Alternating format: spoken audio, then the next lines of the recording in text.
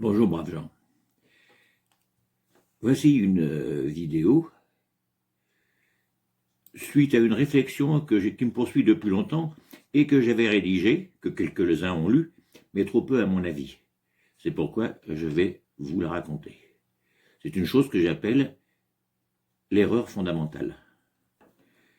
Cela demande certes un peu d'attention, mais ce n'est dans le fond pas si compliqué que ça. Alors allons-y. Il y a un dogme sur lequel on ne transige jamais et qui, il faut bien l'avouer, emporte l'assentiment général. Il ne viendrait à personne l'idée saugrenue d'en remettre en doute le bien fondé. Pour qu'un pays soit prospère, il est du rôle de l'État d'en soutenir l'économie. En effet, on imagine mal une nation qui, avec une économie marasmatique et calamiteuse, vivrait dans une opulence confortable et doucereuse. C'est tout à fait vrai. Cependant, en y réfléchissant un peu, j'ai l'impression qu'en partant d'une remarque très pertinente, on en arrive à des conclusions remarquablement douteuses. Une cascade de conclusions hâtives, en forme de transitivité suspecte, conduit inexorablement à d'une vérité première, à un bouquet de conclusions absurdes. D'où vient cette notion ? Pour le bon fonctionnement d'une nation qu'il faille le soutien absolument nécessaire de l'économie. On peut penser que le premier qui a exprimé cette idée, clairement, est Claude-Henri de Rouvroy, comte de Saint-Simon, 1760-1825. Il existe autour de ce personnage une certaine ambiguïté que je vais tenter de vous débrouiller. Claude-Henri de Rouvroy, comte de Saint-Simon, naît en 1760 sous le règne de Louis XV, dans une famille de bonne noblesse. Enfant plutôt turbulent et un peu rebelle, il reçoit de son précepteur la connaissance des Lumières et de son époque, et particulièrement est instruit de Rousseau et de d'Alembert.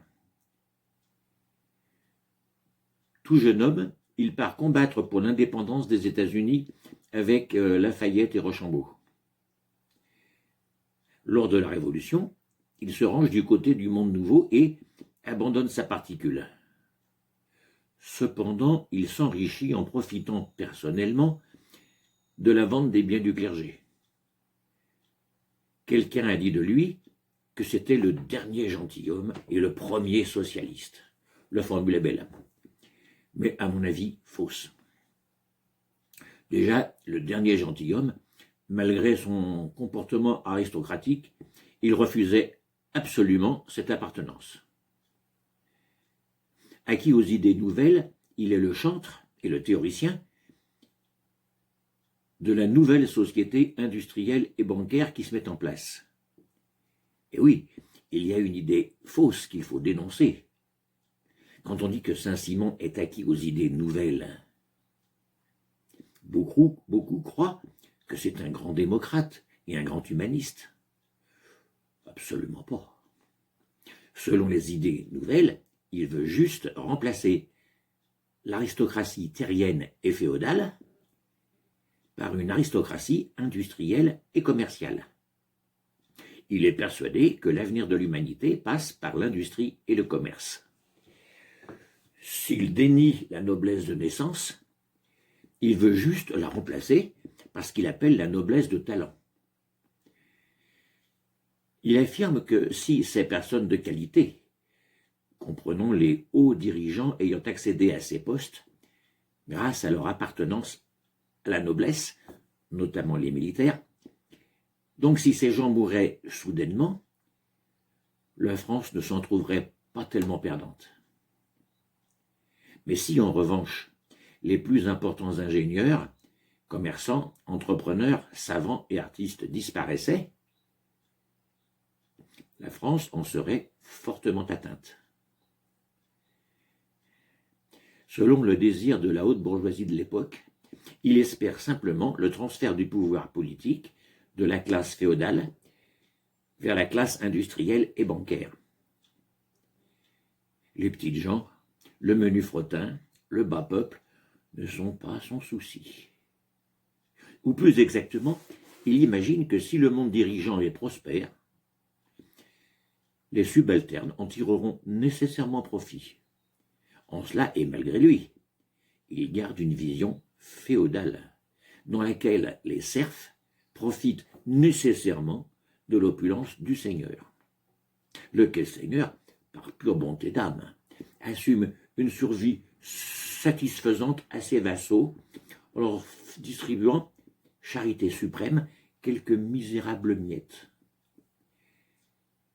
Saint-Simon, pragmatique, prône un mode de gouvernement contrôlé par un conseil formé de savants, d'artistes, d'artisans et de chefs d'entreprise, et dominé par le secteur primaire qu'il convient de planifier pour créer des richesses et améliorer le niveau de vie de la classe ouvrière.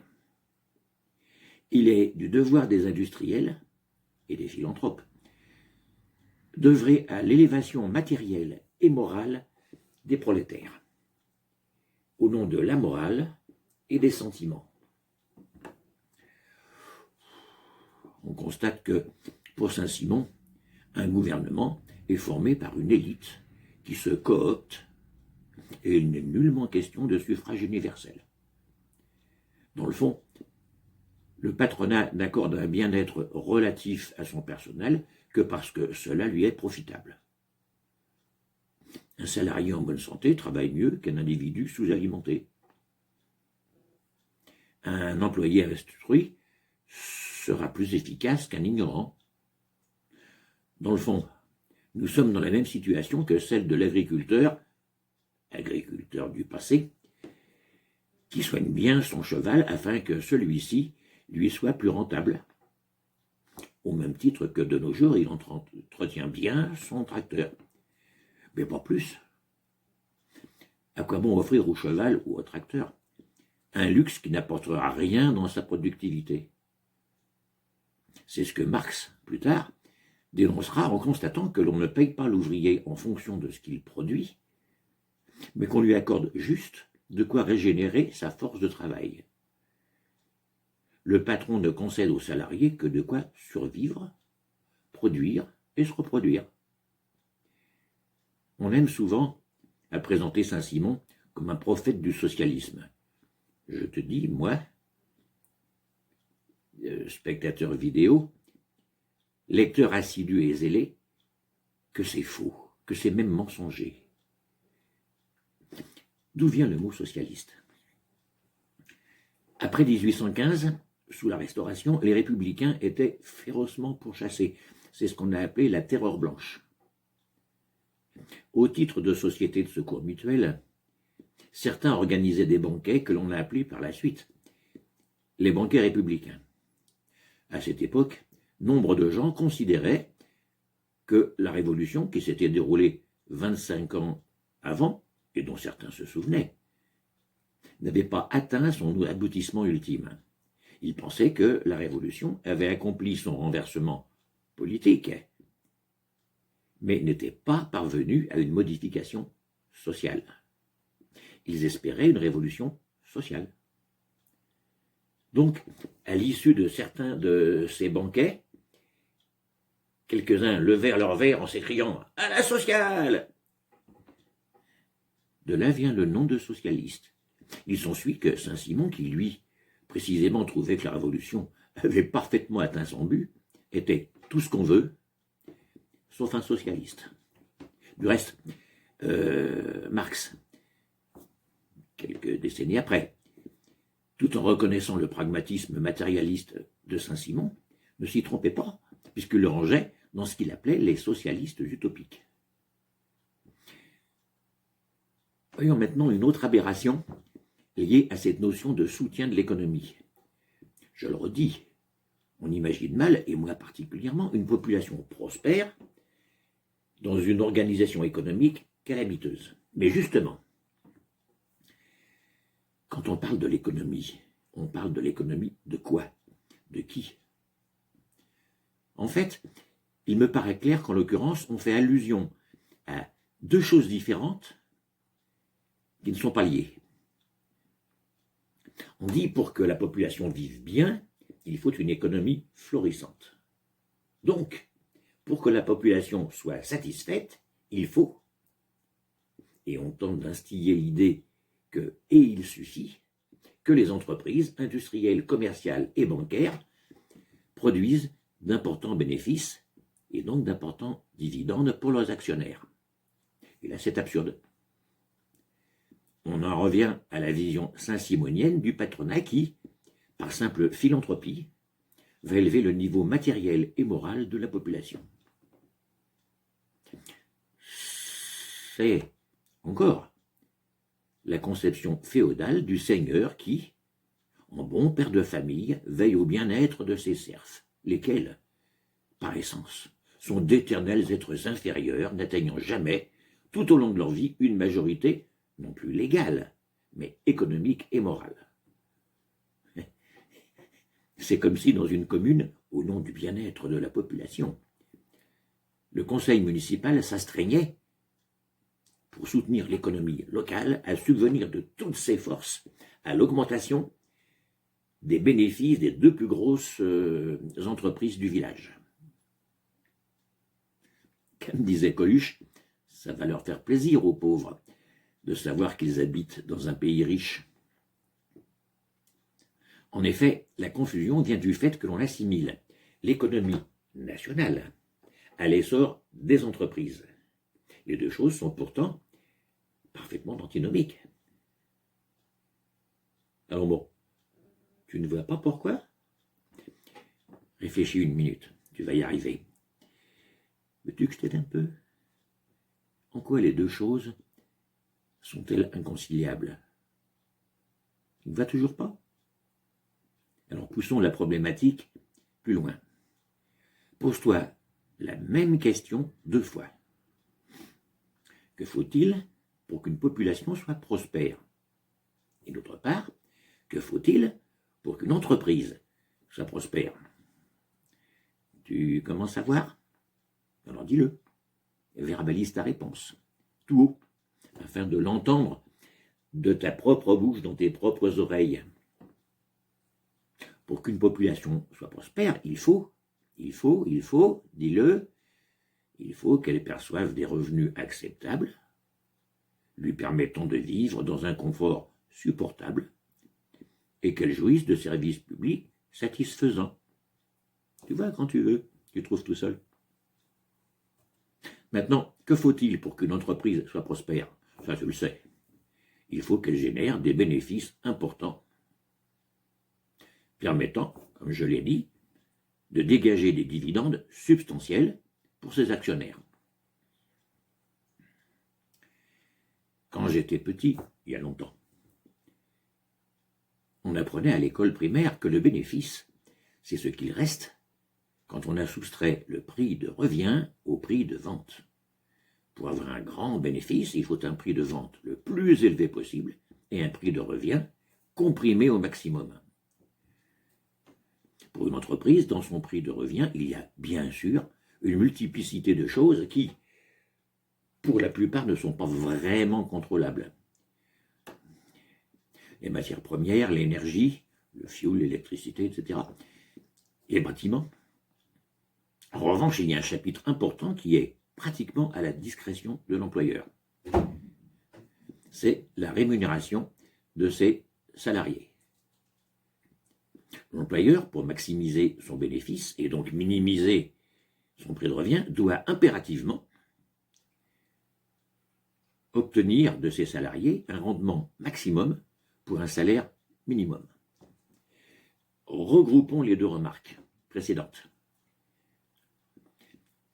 Pour qu'une population soit prospère, il faut qu'elle perçoive des salaires respectables, et pour qu'une entreprise soit prospère, il faut qu'elle paye le moins possible ses personnels.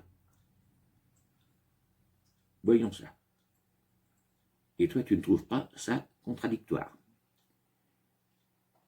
Ajoutons encore que l'entreprise doit aussi exiger des prix les plus élevés possibles pour ses ventes, ce qui fait que le salarié, avec sa faible paye, pourra d'autant moins consommer ce qu'il produit. Si de plus le gouvernement au nom du soutien de ce qu'il appelle l'économie, y consacre des sommes importantes, sous forme de dégrèvement, de détaxation, de services rendus, en recherche, en énergie, en infrastructures de transport. Ce ne pourra être qu'au détriment des services publics dont la population a besoin. En fait, quand on dit qu'il faut soutenir l'économie, l'erreur que l'on martèle comme une vérité première, afin de l'imposer, s'appuie sur un raccourci linguistique qui peut être très élégant et souple en littérature, que l'on appelle une ellipse. Cela consiste à ne pas dire une chose qui, restant sous-entendue, n'en prend que plus de force. Hélas, en l'occurrence, notre ellipse étant malhonnête, ce devient un mensonge par omission. En effet, si on disait qu'il faut soutenir l'économie des grands trusts internationaux, cela serait vrai, mais on porterait moins l'acceptation et l'enthousiasme de la population. En masquant le vrai sens de la proposition, on laisse croire que l'on parle de l'économie de la nation, c'est-à-dire de la population, ce qui est parfaitement fallacieux. Il s'ensuit que tout parti politique ou tout homme politique qui déclare vouloir soutenir l'économie, en ne stipulant pas que cela veut dire l'économie des grandes compagnies, exploitant la population mondiale, est un adversaire déclaré de cette population, non moins mondiale. Il emboîte le pas à Saint-Simon qui veut croire que le gentil employeur, fortune faite, fera la charité à ses serfs. Il y a une chose qui me surprend tout de même. Je suis d'un âge assez avancé. Depuis mon enfance, j'ai toujours entendu des gouvernements déclarer que, fort désolés, ils allaient être contraints de prendre des mesures impopulaires. La conjoncture les conduisant à cela, ils n'avaient pas le choix. Je n'ai jamais entendu le contraire. Pourtant, je m'en serais souvenu. Si on avait annoncé dans les médias « Nous sommes navrés, mais contre notre gré et vu les progrès technologiques et l'essor de nos industries, nous allons être contraints de prendre des mesures populaires. Augmenter les salaires, diminuer la durée de travail, améliorer les services publics. Mais rassurez-vous, dès que ce sera possible, nous reviendrons en arrière. » J'aimerais constater, parce qu'à ma connaissance, cela n'existe pas, l'existence d'hommes politiques ou de partis politiques proclamant leur volonté de soutenir la population. Parce que, ne nous y trompons pas, la population n'est pas idiote. Elle ne se demandera pas à elle-même des choses irréalistes. Elle ne fera rien d'autre que d'exiger d'elle-même ce qu'elle pensera être capable de réaliser. Elle ne se laissera pas aller à se ruiner elle-même. Elle ne tuera pas la poule aux œufs d'or. J'aimerais que se crée un parti qui dise officiellement, ouvrez les guillemets, nous sommes le parti qui veut soutenir la population. Dans toutes les circonstances, nous nous poserons la question, qu'est-ce qui est le plus profitable à la population? Fermez les guillemets. À ton avis, lecteur de ces pages et auditeur de cette vidéo, vaut-il mieux soutenir l'enrichissement des grandes compagnies ou le bien-être de la population? Pour terminer, je voudrais suggérer une dichotomie.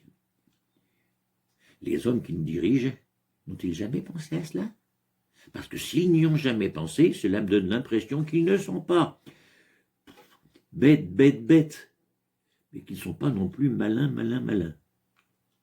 En revanche, s'ils y ont pensé et qu'ils continuent de vouloir, contre vents et marées, proroger ce système de fonctionnement, il faut bien appeler les choses par leur nom, est strictement un mode de pensée capitaliste. On peut en conclure que ce sont des hypocrites et des malfaisants. En d'autres termes, qu'ils y aient pensé ou pas, qu'ils agissent ainsi volontairement ou involontairement, si c'est involontaire, ce sont des imbéciles. Si c'est volontaire, ce sont des escrocs. Pour ma part, j'aurais tendance à leur faire l'honneur de penser qu'ils sont intelligents.